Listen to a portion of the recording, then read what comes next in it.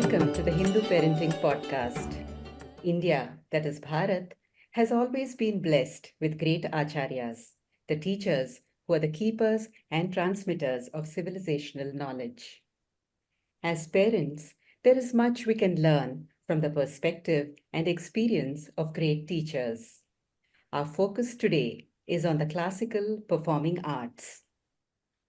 In part 2 of the Dronacharya series on great teachers, we talk to Acharya Padmini Ravi, a renowned dancer, a teacher par excellence, an inspiring speaker, and an ambassador for the beautiful art form of Bharatanatyam. Padmini Ravi is a person of many talents and ideas. She is currently pursuing her PhD in The Intangible Benefits of Dance from Jain University, Bangalore. Namaste, Padmini ji. Namaste Rekha ji and Shalini. It's an honor and a delight to have you here today. So to start with, we have seen in recent years, science and technology have moved to center stage. Encouragement for performing arts has declined. And this is not limited to India alone, it's a worldwide phenomenon.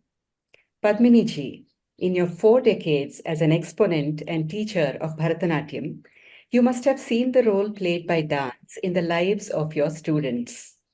So perhaps a good place to start would be to ask you, why performing arts? What value does it bring to a child's life? Yeah, it's a beautiful question because from the beginning of my career as a teacher, which I didn't intend to be, I just happened, I believe that we cannot remove the traditional performing arts from the Hindu philosophical context. We have to keep it in that context because it has been titled as the fifth Veda, Natya Veda, the Natya Shastra. And it has the 4 elements of 4 Vedas, Rig, Sama, Yajur, and Atharvana Vedas. What it is and what it implies, maybe we can look at it later. So what happens is when we talk about Natya Veda, or the current form of dance that exists today, we have to connect it to its origin, which is Natya Shastra, which is again from the 4 Vedas.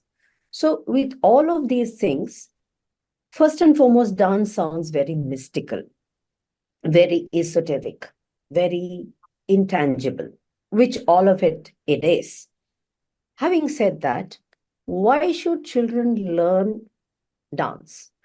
Now, I believe that people should do their STEM lines as well, because this has nothing to do with the subjects. Dance has nothing to do with whether you're an engineer or a doctor or just a homemaker. But dance, what it actually focuses on is yourself. So this is where the affiliation to the Vedas come, because dance is not about just an entertainment. Dance is self-engagement, which is aligned to the Vedic philosophy, saying that there is an overall energy that governs this universe, and you may call it whatever, you may call it light, you may call it energy, you may call it God, whatever it is that you wish to call. There is a power, there is an energy that's governing, and we are interconnected to that. We are, as a human being, as any living creature, we are interconnected to that energy. So it is one way to understand it intellectually. But then how do you realize it? If somebody were to come and tell me that I am a part of a superpower or a super consciousness, my mind, which does not understand this realm, will say, yeah, right, you're not any of these things. You're just an ordinary human being. But through dance, through the different layers of understanding, practicing, and execution, there will be brief moments where you can experience this connect. So this connect is what we train the students to get. We sow the seeds into the student's mind through grammar, through execution of the grammar. And as the child matures, as the student practices and performs and practices and performs, what happens is it becomes a new neural pathway, so that at some point of time, or even if you're an immature dancer, it doesn't matter, on the performing space, on a performance stage, she or he will understand that there is something which is taking you over. So this is one of the main reasons why any parent should encourage the child, her son or daughter, to practice, to learn and practice this, because it gives you a sense of discipline. It gives you a sense of purpose. It gives you a sense of goal. And more than anything else, you're working so hard towards something which is so hard and complicated. And many of my students will say, no, I can't get this. I know I'm not good in rhythm. I don't understand music. I don't understand the character. But somewhere deep within their hearts, they know that they have to get it. So they strive against their natural instinct that they can't get a certain thing, and they work towards it. And what happens is that sense of success, that sense of purpose is what is instilled in a dancer. So while you learn dance, and you may not take it on as a professional performer or a teacher, but it helps you build all these intrinsic qualities of a successful person.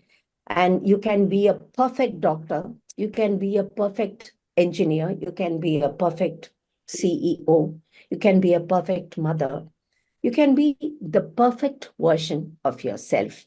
And that is why it is so important to inculcate this arts, the sense of arts and aesthetics into the student in a young age, so that the brain develops and develops as they grow older, and it helps them enhance their own personality. That was a very lovely and profound explanation, I think, Uh, so many people think that dance starts and ends with a stage performance. This may be true of various other types of dances, but but when we talk of Indian classical dance forms like Bharatanatyam or any of the other ones like Kuchipudi or even Kathak, is the goal different? Well, because it is stemmed from Natya Shastra, and I'm compelled to say, quote a legend. Okay, I don't know whether it's true or not, but Natya Shastra begins with this legend where the world is so chaotic, and people have no values. So all the gods go to Brahma to say, please give us an audio visual entertainment so that people can watch the entertainment, or whatever this is, the audio visual entertainment, and learn. So Brahma turns around and says, see, look, I already have the four Vedas telling people how to live.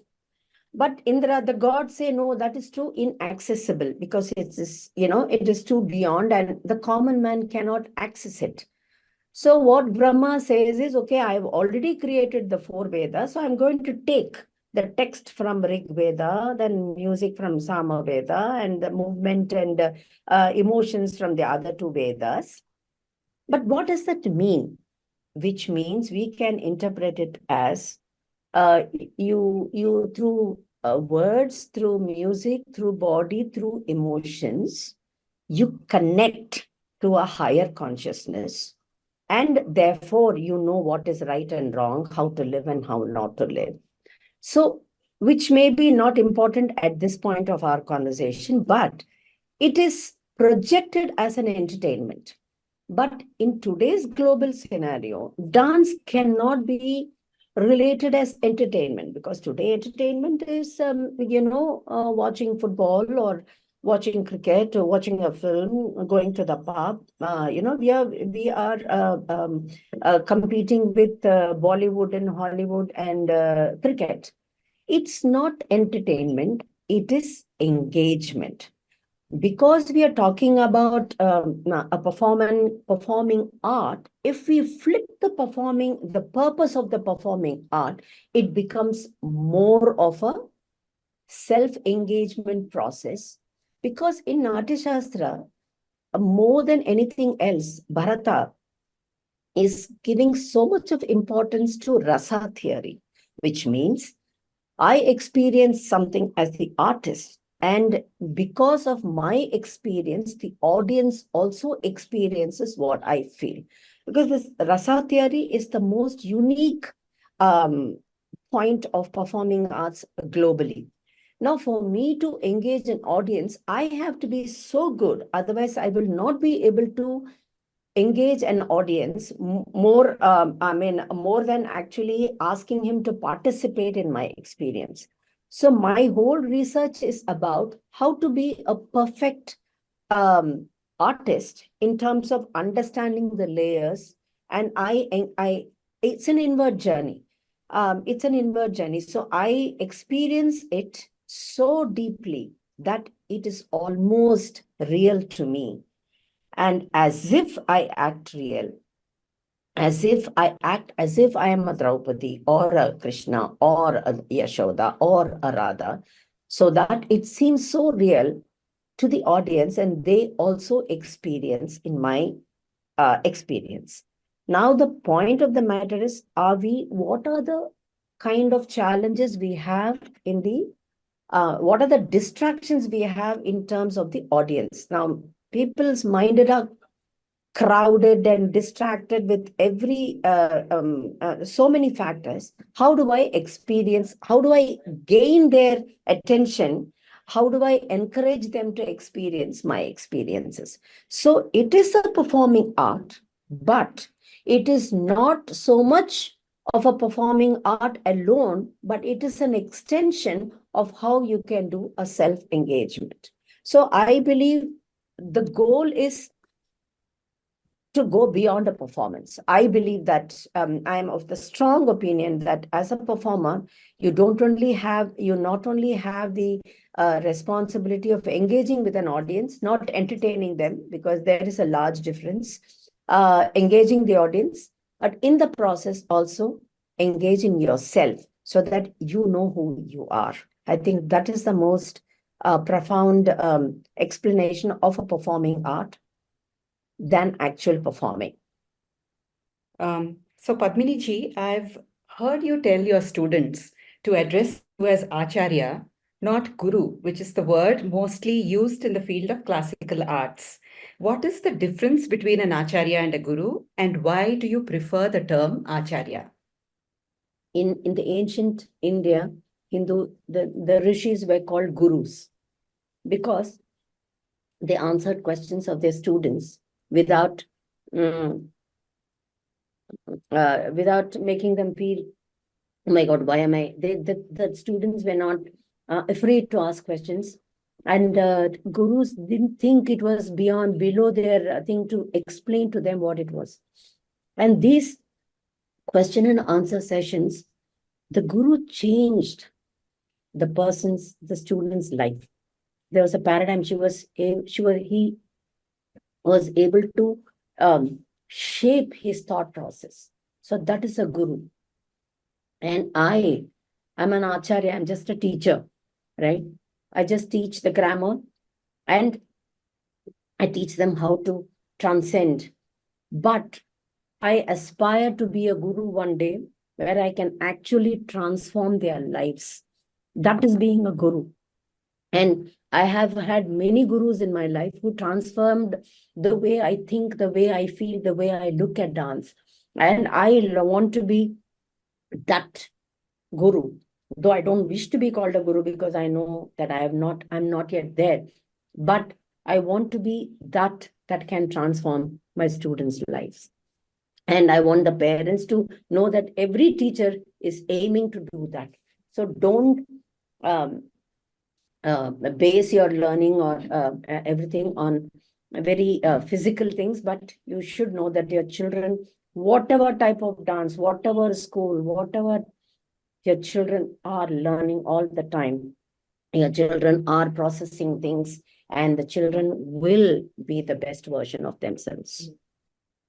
As dance teachers, we are no different from our elementary school teachers or primary school teachers or, high schoolers or even college professors.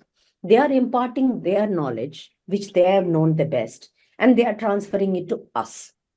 Now, when it comes to classical performing arts, like when I go into a hall, there are people who will come and fall at my feet. I don't know why, because I don't think it's necessary. When I see my history professor, I don't go and fall at his feet, right? So we create this aura within ourselves, with ourselves, and we think, oh, I am this, and therefore you have to fall at my feet. That is the first thing that I don't agree with, because I'm just transferring my knowledge to you. When and if I transform your life, then I become your guru, and I am not that yet. There are a few misconceptions that parents have about dance as a process itself. I know as a parent, I have been asked the question, so do you want your kids to just sing and dance in life? So I think what you have said answers that question about the intangible benefits so well. The discipline, the purpose, the goal. Now, all these are easy to understand, but the second layer of explanation is also about the physical to the metaphysical. And I'm sure that takes time. Bharatanatyam is a very physical art form. So I guess the child first sees the physicality of the art form. And then with practice over the years, I'm sure there is some kind of a transformation that a dancer undergoes internally. So how long does that take? Not to quantify it in any way, but that's also something I feel parents need to give time. Absolutely. See, today, material is very important. What kind of investment do you put in anything that, for example, if your daughter or son is going to study sciences or management, or whatever it is, we go because they can make a good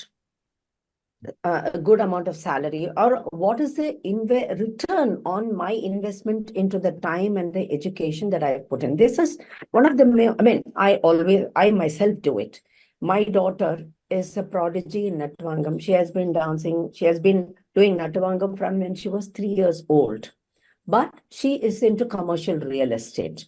Now, that is the gap that has, because dance is not a proposition where we send the children. When we say, is your children going to only sing and dance? In the sense, they believe that it is not an engaging process, or it is not a process in which it brings value to the table in terms of material, which is absolutely right. It does not bring it.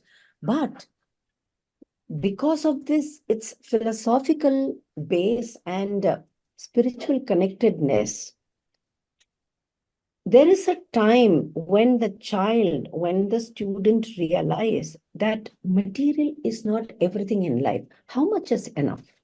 How much is success? How much do we earn to say, okay, I am successful engineer, I am a successful dancer? So there is always a sense of dissatisfaction of the space that you are in. And that is where dance comes in.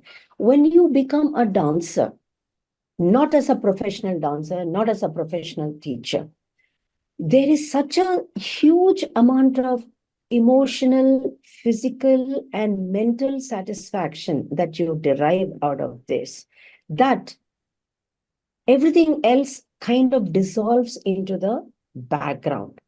Now, for this, as you pointed out rightly, it starts as a physical exercise. That's why I tell parents not to push their children too young into dance, because The grammar is very tough, right? So you need the strength of the body more than the strength of the mind, and the maturity to understand the hardness and the complexities of the dance form.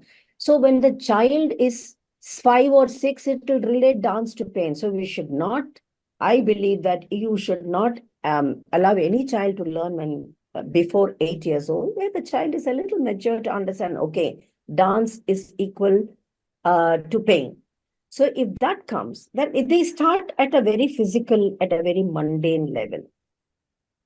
And then they see this is the journey most of the students go through, So they say, okay, they see the other children. So the one child is getting it easier than the other. The one student is body is different and it looks better than the other student's body.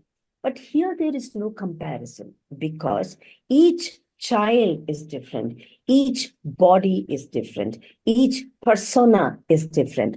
So what happens is, as parents, and the teacher sees the difference. It doesn't mean that the teacher prefers one student and doesn't prefer the other student. You get inspired by the student because it comes so easily and naturally, and we can't explain why and how. And the other person is so interested, but then it takes so much difficulty. But the parent should not believe it's competition, should not believe it's preferential treatment. It is just we have to come to terms with the fact that some children get it naturally, some people don't. It doesn't mean that the other person cannot be a dancer. She can be a dancer in her own right.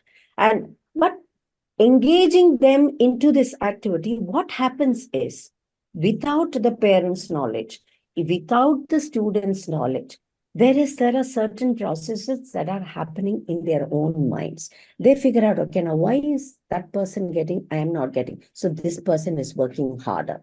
And that person is thinking, okay, why am I getting it so easy and others don't? And chances are she will say, okay, maybe I am gifted. So there are so many intangible, very nebulous experiences that are happening in the students' minds, that as it matures, as it keeps constantly brewing in their minds, though they may not even know that these processes are, see, most of the things that are happening in our subconscious mind, we are not even aware of it. The brain has its own, the mind has its own way of processing information and processing things. So subconsciously, all these processes are happening in the student's mind.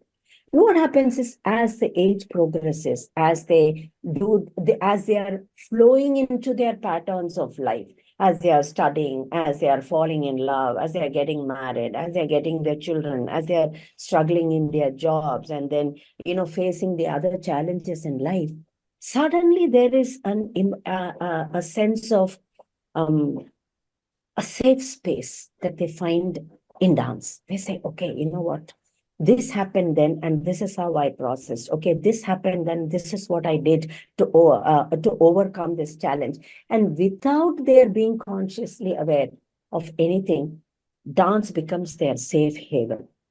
So what happens is, whatever processes that they used in dance, they unconsciously use it in their life. They unconsciously prepare themselves for challenges. So this is the only thing that we can give our child, our daughters, our sons, this process of self-evaluation, self-projection, and self-protection. You have to protect your children from the world. And how do they? You cannot protect them. Only they have to protect themselves. And this is the reason why dance is more than a performing art. But when you're 8 years old, this is not going to, it will look very mundane, it is very physical. But when you're 30s, when you're 40s, as you're facing the challenges of your life, these processes will take the metaphysical form. It will go take you on the metaphysical plane. And that is when they realize, because all of my students now, they're all in their 40s and 50s and even 60s, right? Because I started teaching very early. So they all want to come back to dance, not because they love it. Of course, they love it. But you know what? They say, okay, this is my time. This is me. This I want to invest in myself more than investing, in a Louis Vuitton bag, or, buying a diamond necklace, or, chartering a flight and, buying a jet so that they can flash their riches.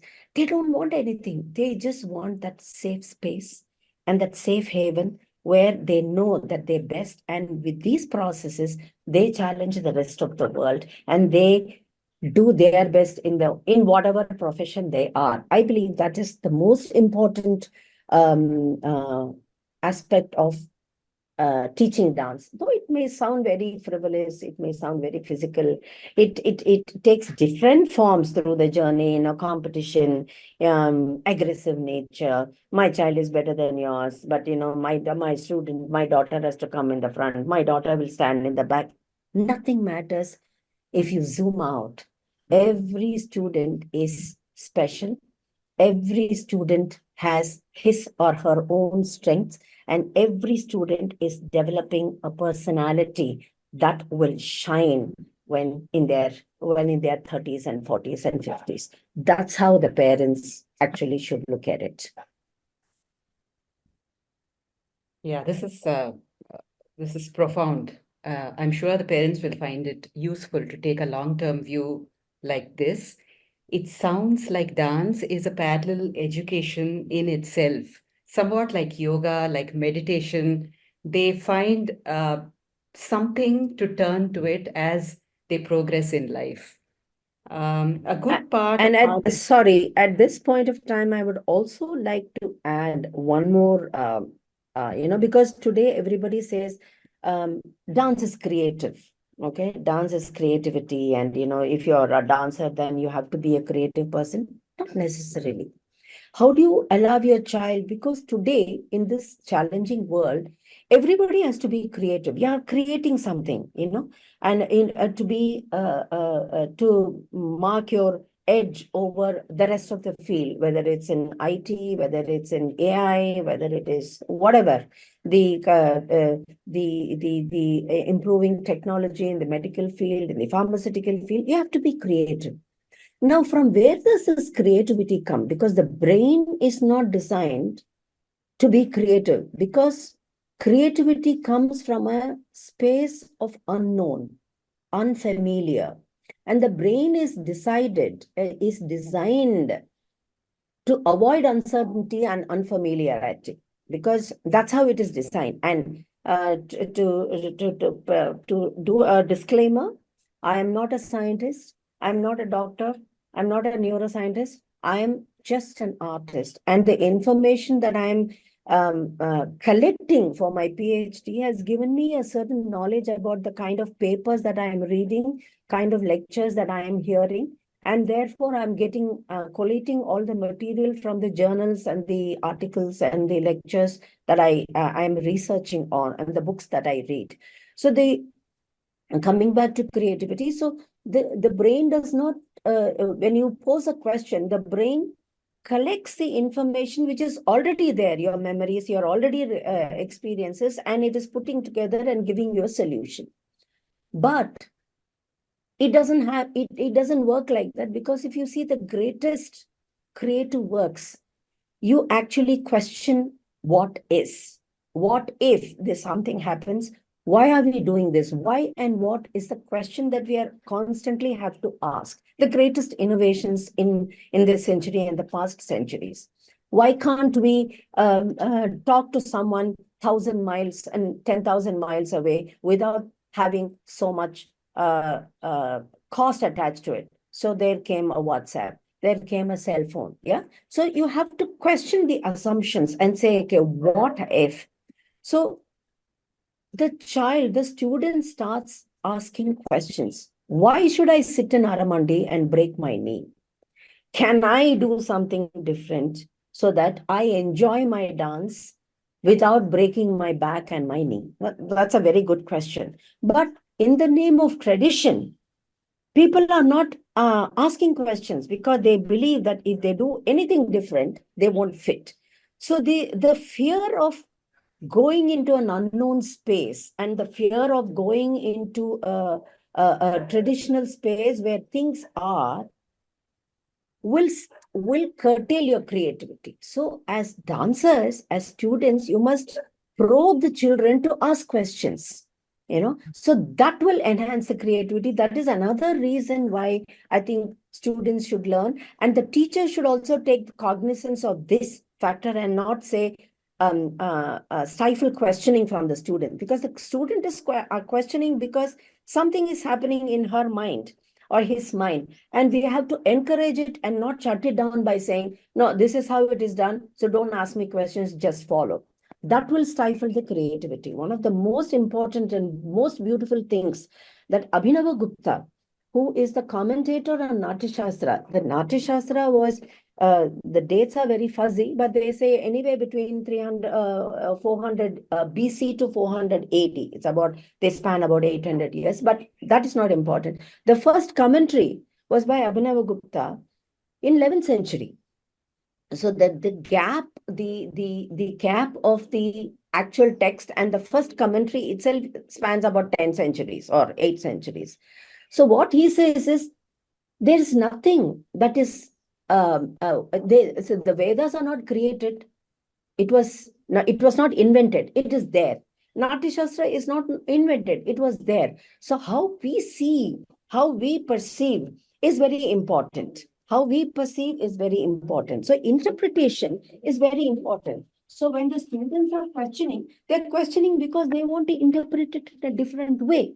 So life and how you interpret it is one of the most important things that a student will learn. And therefore, creativity comes naturally to them, because everything that they do and everything that they see, they question. Because our Sanatana Dharma, all the Vedas, the Upanishads, everything, the Puranas, even the Natya Shastra. Actually, Dr. Padma Subramaniam in her book Pakarana Prakaranam has said, the whole Natya Shastra is answers to questions. That's it. Who says, the God says, okay, why are we doing this? And therefore, blah, blah, blah, blah, blah. And why should we do that? Who should do this? So whatever, who should be doing? So the characteristics of the dancer, the characteristics of the audience, everything is written. So the question and answer is a very important part of our Hindu teachings, whether it's a rishis or the texts. So we should never curtail the questioning capacity of a student, though it may be very mundane and though it may be, you may find it very silly. But the fact remains that the student can question, can figure out why are we doing what we are doing. Itself is a great lesson when you learn dance. And the students, parents, and the teachers should encourage this quality. I'm sorry if I have gone a little off topic here. No, this It is leads me to another question on innovation. Now you say that questioning should be encouraged, and students should be allowed to express whatever is there in their minds. So how much of innovation is possible in the performing arts? That there is this constant struggle between innovation and staying true to the tradition. So the purist versus the innovator. So what is your take on this debate? What should one be a purist? Like, for instance, in music, there is this genre, no, that people do this fusion music. I don't know what to exactly say. At some points, I feel that it's a way to attract today's youth, which is exposed to so many mediums, so many platforms, so much of exposure, that sticking to the purely, purist view of music may not bring them in. So this innovation in mixing, matching, but not tampering with the core fundamentals of classical music might work to attract the youth, because I think we are seeing the youth not taking to these classical forms all that much today. So I agree. this is a debate that I'd like to hear your views on. How does it work, and what are your thoughts on this? Yeah. So it's a very deep question, and I really am so happy you asked me this. See, what is tradition? Now, who made the tradition? Now, if you say Natya Shastra was forgotten, according to Dr. Padma Subramaniam in her research, from the 12th century in North India and from the 14th century in the South. Okay. So nobody was following Natya Shastra because it was forgotten or ignored, or people were indifferent to it. Okay. So dance existed as was propagated and practiced by the Rajadasis, who are the courtesans in the courts, and the Devadasis, who were people in the temples, the dancers in the temples. So they were coming and they were doing their stuff. Then came the Mughals and the British, and because of the so much of political and the economic influences in our country, it took their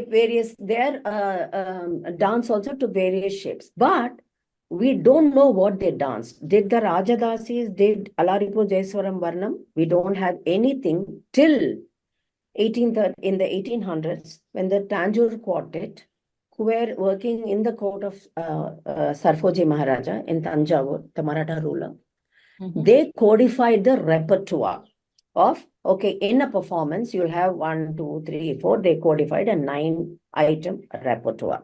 That is the earliest we have knowledge and a system that was in place. Okay. Then from there, another 100 years later, because of the anti-Devadasi system and the bill, right? So Kalakshetra formed. They said, okay, no, because the dance was associated with the Devadasis. And nobody wanted them to learn dance. So Rukmini Devi and Krishna and all of them, it was a cultural renaissance. They said, no, it's a very dignified art, it's a very spiritual art, and people should encourage their children to learn this art form.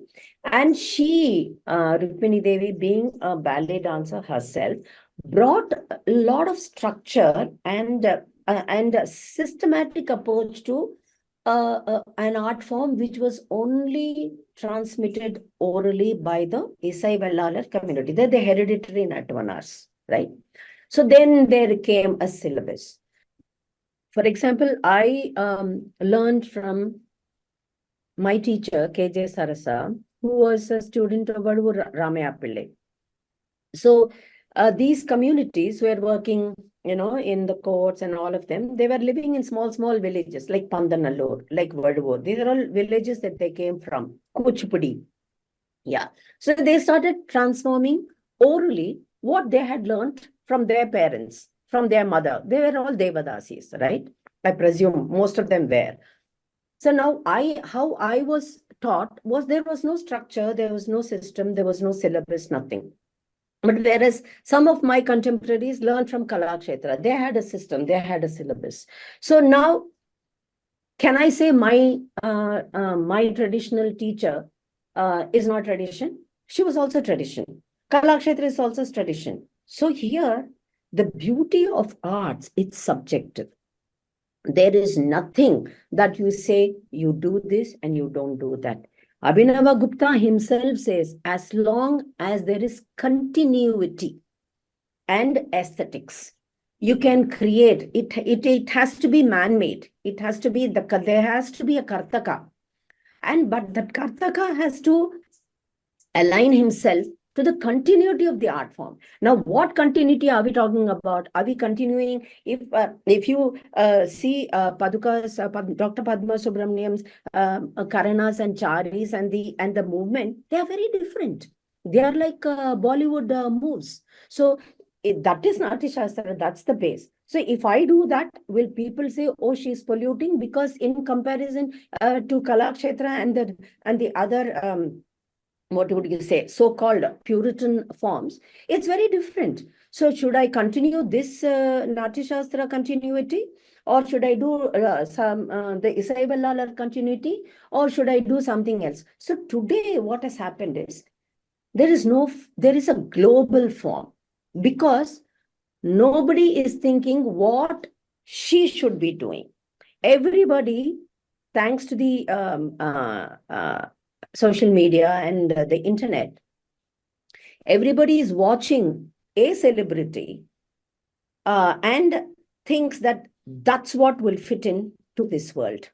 That's how we should do it. So there's no originality in any composition. There is no originality in treatment. So when we talk about fusion, fusing Western music and Indian music, classical Carnatic music or classical um, um, um, Hindustani music, at one level, it could be, to attract the youth, but at another level, it is the artist's hunger and the attempt to go beyond the boundaries and keeping the integrity of it. And these are all creative what their pursuits. They want to do something beyond. They want to see how you can fuse the both, which I myself have done it very, very early in my career. I mean, in the 90s, I did a production with jazz music, unheard of. People castricized me. In fact, they said, oh, she's not a Puritan. But it was my innate desire to cross boundaries. So coming to your question, the youth have to be guided. Now, they make films like Fighter. They make films like Rocky or Rani Ki Prem Kahani. What do they want? Now, are the producers and directors producing films because they think they will love it, but they are not loving it because most of it it crashes in the box office? So, what do the students, audience want? They want something that they can relate to. They can, or not even relate to. They want something that they can enjoy, that they can feel good about. There's a feel good intangible. Like, why do people go and eat masala dosa? Now, can you explain what you feel when you eat a masala dosa? Your experience will be different. My experience will be different. Everybody's experience is different. So the experiences are subjective. So we can never say this versus that. This is this and that. The people will be there who want to see only Tate Deta and Allah Ripu. They will go to that performance. People are tired. They will go to this performance. So the artist, whatever she or he feels, there is an internal drive. That internal, why do big CEOs stop working, quit their job, and make idlis? I read an article about, why that Iyer idli, somebody who was a corporate honcho, quit everything and started making idlis. Because there's an internal desire to do something different, do something more satisfying, do something more non-traditional in their mind. And yet, if there is a continuity, and this aesthetics, not when I say aesthetics, I mean it's another huge topic in the rasa theory, the aesthetics of it. The color, the look. So once you keep the continuity, everything is possible, because the artist experience is subjective, the audience experience is subjective, and arts is never black and white. It's never this or that. This is subjective. It's gray. It's this and that. Yeah, but The Rekha, if I may, it's just yeah, spurring finish a it. question for me. This then leads to a very prickly subject, art for art's sake or art as true to the tradition. Because what I've seen, I'm a little more familiar with the music scene. What I've seen is that when artists do this fusion sort of music where they are trying to blend West East or whatever it is that that their artistic urge propels them to, what happens is that they end up taking their performance to, say, a venue that's not very appropriate. Maybe they go to a club and perform, or they go to a pub and perform. So they're singing, they're staying true to the to the musical composition, basically. Suppose they're singing a Tyagaraja Kriti, but they are mixing it with the Western whatever it is that they're using, and they're performing in a space which is a pub or a club. Now, are we then desacralizing something? You know, uh, the music is, if it is Tyagaraja, it's mostly about Sri Rama. So, how appropriate is it to sing a Sri Rama Kriti in a pub? Now, this question also comes to mind. While I understand that the creative urge needs to be nurtured, where do you draw that line? Or should it be drawn at all? Or is it okay? So, what is your take on that? See, I believe that we are looking at three levels here. Now, first we'll have to decide whether Carnatic music, okay, are we looking Carnatic music or dance, or the traditional performing arts? When I say classical music or classical dance, are we looking at it from a religious perspective? Is number one. Are we judging? Are we being judgmental from the morality point of view, right? And we are also looking at it from, if an artist, like for example, you can't be a part-time doctor, right? You can't be a part-time engineer.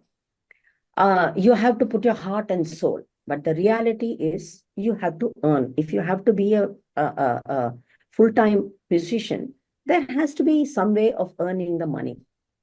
So not many people are there to even pay and listen to a very chaste Tyagaraja Kirtanam in a sabha. There are, today what the sabha culture is, you need to have a celebrity singer and a celebrity stage. Otherwise, you get 5 or 6 people. Now, the artist, if he has to do the sadhana, and he has to constantly engage in the creative process, he must bring something to the table. He will also have family, children to look after. So he or she might need to compromise there. That's why I said keep continuity. Now, Tyagaraja, let's say Tyagaraja, because you mentioned Tyagaraja and Sri Rama. I'm talking about 7th, 8th century before. And those are his experiences. Now, if all the traditional saint poets have to have their IPR in place, none of us will have any material today to dance or sing, right? There's no intellectual property right. They sang in a trance because they were so much in love with their God, with their Rama, with their Krishna, with their philosophy, with their affiliation to the Vedas. They sang, and it was compiled, and we use it in a kacheri or in this thing.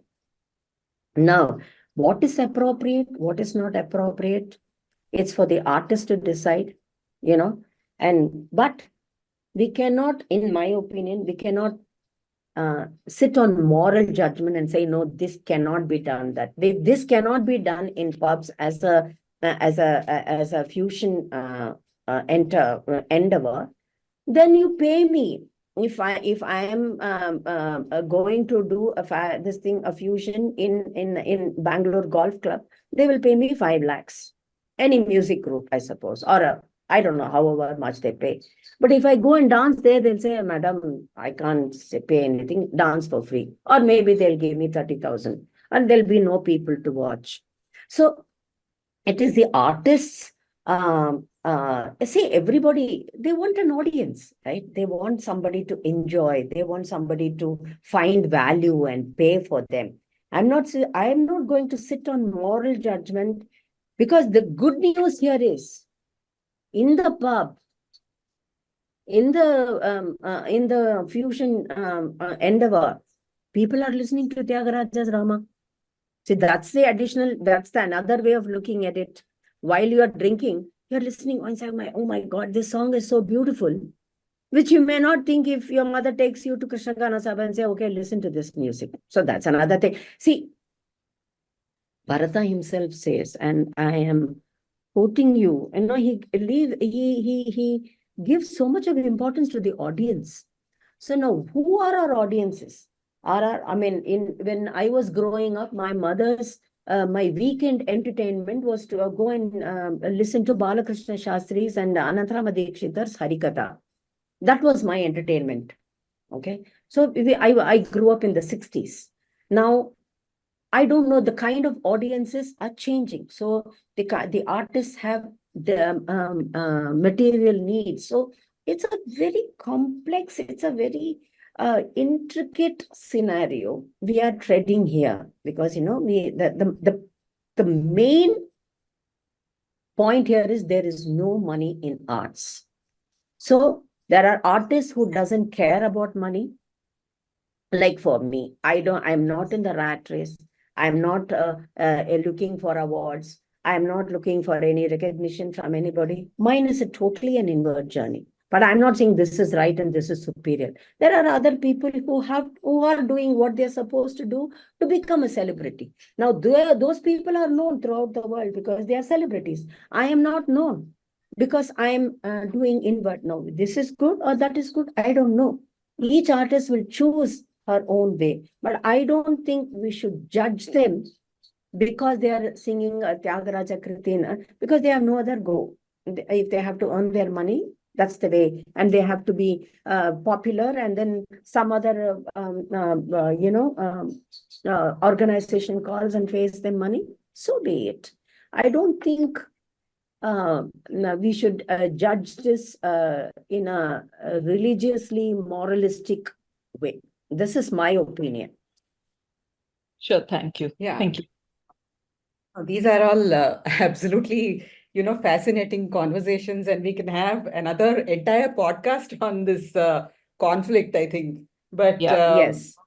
yeah, because coming back, we digress here. So coming back to this is a parenting podcast. So let's try to answer some more questions that parents have. And one of the difficulties faced by parents, especially abroad, often parents want their children to learn, say, Bharatanatyam. And I'm also taking off on what we just discussed, which is, the sense of connection. It's really hard for a child growing up today to connect to, say, singing about Krishna, dancing about Devi, this sort of thing. And especially if you're growing up abroad, I see my own niece trying to learn, but giving up because they find it very hard to relate to it. And I know a lot of parents, maybe 30% of our listeners come from North America. So these parents would like your opinion on how do we help these kids find that cultural connect? Is that even possible? Your thoughts on this? Now, define in Indian culture. What is Indian culture? See, the parents who leave India and go and settle wherever they are, in whichever decade. See, Indian culture is moving forward. Okay, so there may be somebody who have moved in the 50s, somebody who have moved in the 70s, somebody's moved in the 90s, somebody's who moved in the 2000s. Now, everybody who goes there go with this piece of culture that they have, the cultural environment that they have, and they take it to America or Australia or wherever they go and settle. And they want their children to relive this cultural environment 20 years or 30 years hence. Now, that's not possible. I mean, you're talking about the parents in the Western countries, but I'm talking about parents in India. Now, what is happening here in our own country? Dance is not cool. So people why are so many Bollywood classes opening, and why do people prefer Bollywood to classical?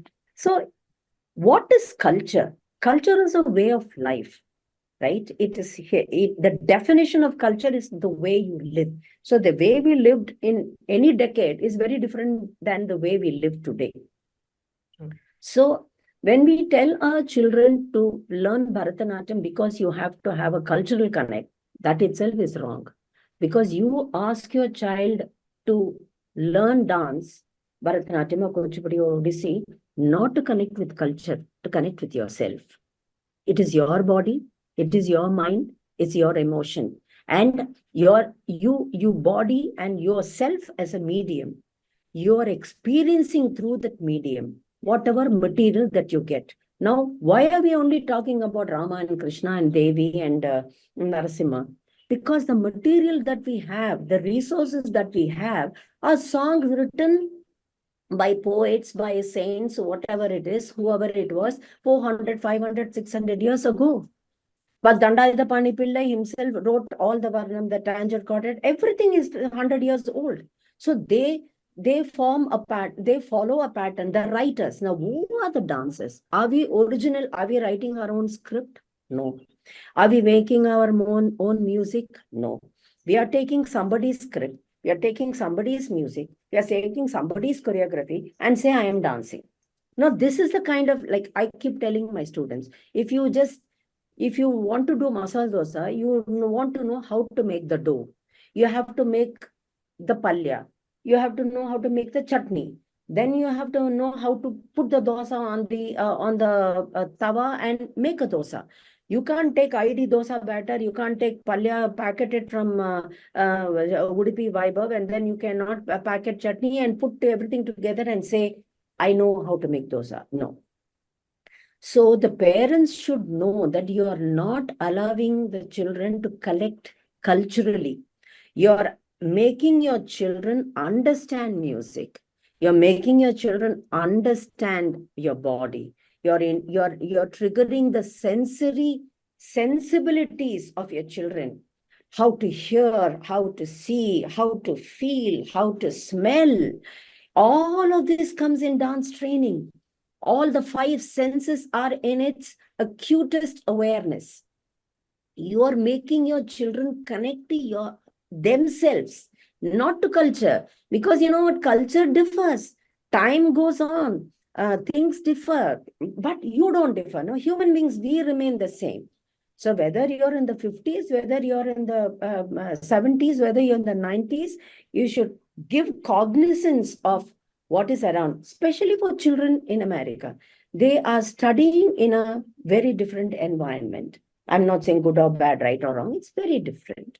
You have to go on with gelling with that stream of life, that stream of attitude, that stream of upbringing.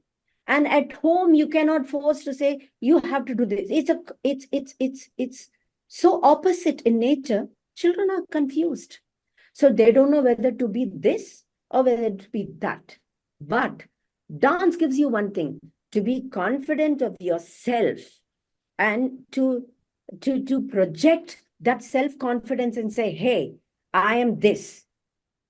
I am this. My root is this. My being is this. I don't care what other people say. So that kind of confidence, because you know your body, you know your mind, you know your emotion, you know yourself. You are unique. So that is the connectedness that the parents should look for, not this cultural connect. I mean, what does it even mean? So if you dance on Rama, do you know who Rama is? You're talking about 4 lines and then you're teaching them. The teacher is teaching, okay, left hand Shikara, right hand Kapita. And I mean, that's it. You don't even know what it means. Are the teachers teaching them stories? Are the parents encouraging the students to go and listen to Ramayana by scholars? Nothing. You're just going and singing that. So if you dance about Rama and Krishna, that's no cultural connect. That's a farce. I believe that's a farce. What you send your students to dance, learn dance or music, is to enhance your creativity, to enhance the way you think, the way you look at feel, to start to today nobody feels. You don't feel romance. That's why you have dating apps. How can you fall in love with someone on a dating app? Because you don't feel, you don't touch, you don't hear, you don't see, right?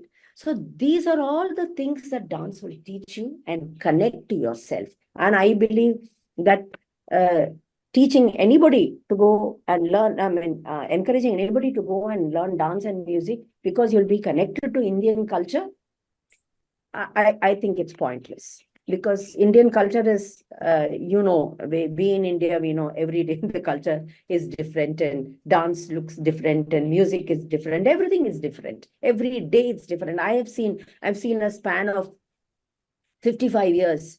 I've seen performances by the maestros, the who's who of the field. Their dance. And today what I see, there's no comparison. There's no comparison. It's so different. And so things change here in India, things change. All that we can do is encourage them to learn dance so that they can connect to themselves, not to the culture. This is a beautiful answer. It needs a mind shift on the part of parents and teachers. It's a very unique viewpoint and a very useful one, I must say. Yeah, It's there should be a paradigm shift. You can't shift saying, I will change the movement or I will tell stories of Krishna. There has to be a paradigm shift and say, no, what are we teaching? What are we telling our students to do? There has to be a paradigm shift. Then everything will fall in its place and there will be no conflict. It will be a beautiful blend. Yeah, the goal with which a teacher teaches that, and the goal with which a parents enrolls their child in dance class. So, because we often see that it gets reduced to some kind of exercise and there is no soul in it. So, I think when you approach dance with what you just said as a way to connect to yourself, the goal shifts. And accordingly, I think all these things can start to develop in the child. Perhaps this is absolutely, very useful advice for parents today. Yes. And the parents should also not, because there were like hundreds of parents who have come to me in the last 48 years I've been teaching and saying, I wanted to do this, I couldn't do this, so I wanted to let my daughter do it. I wanted to do Arangetram, I could not. My daughter has to do Arangetram. I couldn't do this. So you cannot live your dreams. A doctor's daughter or son may not want to be a doctor. A lawyer's daughter or son may not have inclination to be that. So by forcing something, yes, you should allow them to connect to themselves, but to make it as a point of competition, comparison, showing off, she did an Arangetram and in this hall and I'm doing it in a better hall, with better costumes, with better jewelry. I mean, these are all very mundane and frivolous concepts. So as parents, we should know that we love our children the most and we want them to give them the best. By what else can you give them the best if they can be the best version of themselves? That is what dance is all about. If you really zoom it out, that's all dance is all about. It is even a simple thing when they are hearing the music and when they are performing. I'm just talking about my students. There are many of them who are not even listening to music because the choreography is running in their head. So they are doing out of memory, which doesn't even sync with the music. So now that itself is a great thing, to sync with the music, to listen to the music. Without music, how can you trigger an emotion? If you see a film, a murder film, and the murderer is coming with a knife and the heroine sitting there, she doesn't know that he's coming at the back. Now you mute that particular shot. The effect will not be that much if you put the music on, because the background music accentuates and triggers the emotion. And therefore, as rasikas, as audience, we close our eyes and we are finding our hearts palpitating. And that is rasa. That is what Bharata is saying. So you are creating this, that's what I said, the sensory sensibilities, you are allowing them to listen. You're allowing them to think. There are so many layers happening at the same time. Just imagine. So there is a Trikala Jati in Varnam. You're talking about the combination of Tishram, Mishram, Chatushram, Kandam, and the child has to understand and memorize the sequence. You have to understand and memorize a sequence in such a way that even if you forget one step, she has to come back to that cycle.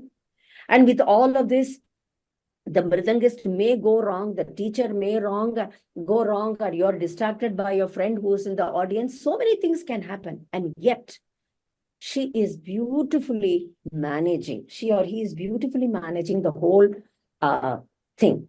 But according to neuroscience, the brain is not designed to multitask. It shifts action. So can you imagine the speed in which your mind is shifting between the tasks when you dance?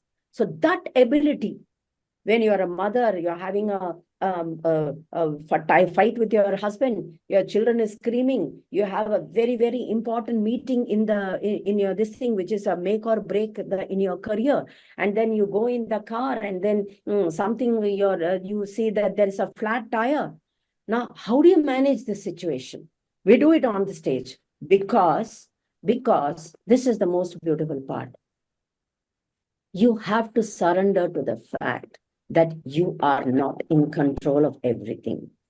You go on stage, you say, okay, I am just the medium, you take over. That sense of surrender, that sense of vulnerability, saying that I don't know, I may practice a particular jati 100 times and still, in spite of me dancing for 55 years and in spite of practicing it 100 times, there are still chances that I'll go and forget it on stage. So I have to be in total surrender of that energy which is governing us. So this is what the parents should teach their children dance, because, there's no control. How do we, like somebody said, no, life is that something which is happening while you're very busy planning it. You don't have control in life. People who think, oh, I can control my life, I can do this, I can do that. Well, there are people who say that. But in an Indian context, in a Hindu, when I say Hindu, I'm not talking about the Hindutva, which is, I don't want to get into that controversy. I'm talking the Hindu philosophical thought of the way Upanishads. I am that. Tattvamasi. You are that. I am that. Aham Brahmasmi. How do you realize it? I can realize it through dance. Because in dance, I know that I am part of a greater energy and I don't have control. And therefore, if I surrender, I can definitely succeed. And that's how every performance, every artist, you can ask any artist for that matter, of any, whether Western, Eastern, ballet, anything, every artist, because art is a religion. Whether you come from China or America or India, it's a religion by itself. The artistic processes are tenets of philosophy for the artists. And everybody will agree with me. And I don't know if anybody can disagree with me when you say that it transforms something, it shifts something in your mind, it shifts something in your being. And you're taken over by something or some energy. Everybody, whether you're a pianist, whether you're a violinist, a cello player, anybody. So dance itself is a religion. So you form a community where you can feel yourself throbbing with that energy. And as soon as you come out of a performance, you're mentally so charged, you're physically exhausted. You would presume that after a long day of work, you just go hit your head on the pillow and you go to sleep. But in the dancer, I don't know about musicians. I can only talk from the perspective of dancers because I have felt it. Your mind is throbbing with some kind of a power and push and energy that it takes longer to sleep on an exhausted performing day than on a real day. So anybody will say dance is a religion by itself and it has its own rules and regulations. And that will take the student apart from any other person around. So that's why the parents should allow their children to dance or paint or sing, whatever. Wow, it's been a fantastic peek into the world of creativity, artistic processes through the world of dance. I don't think we can add anything further to this at this point. We should have you back to continue this fascinating conversation with many more insights in the future. Thank you, Padmini ji. Thank you, Rekha. Thank you, Shalini, for giving me this wonderful opportunity to say my opinion and my piece. Thank you. I think the honor and the pleasure is entirely ours. Thank you very much for coming. And Thank I you. think that brings us to the end of this episode. To our Yeah. listeners, thank you for joining us. And please follow us on our primary platform, that's Substack. So you can find us at hinduparenting.substack.com. We are also there on all social media platforms. We go by the handle Hindu Parenting on all the social media platforms. So wherever you're comfortable, please follow us there. We are on YouTube. Our account is called the Hindu Parenting Podcast. So all our podcasts go up as YouTube videos. You can catch us there if that's your preferred platform. And we are also available on podcast platforms itself, like Spotify or Google or Apple. So you can catch us there. Um, Please do subscribe to us, encourage us. We will be having more guests to speak about different things in the coming weeks. So until the next time, namaste.